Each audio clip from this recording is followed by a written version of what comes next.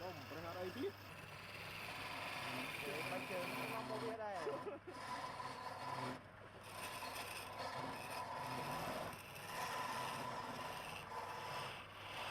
Lên tỉnh mà tạo một phần bao lâu mà tiền rồi.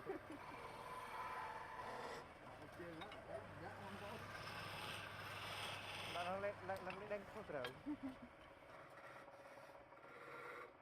Anh bảo lấy lư. Toàn tất cả phần. Đã mà bánh chừng bắt đầu tức bầy. Đã mà mau nó đặc pi đi, thôi là làm.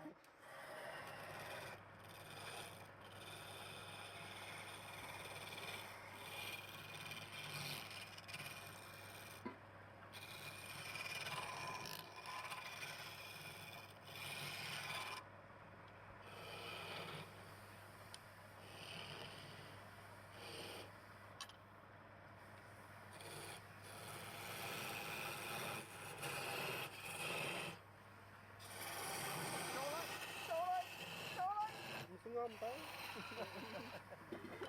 Ô liền à. Ngon chứ.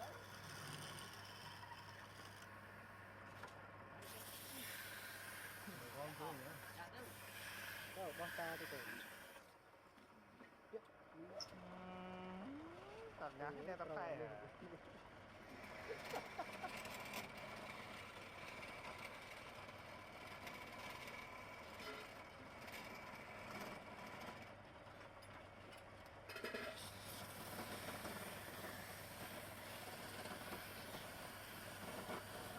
Bác đây nó khác.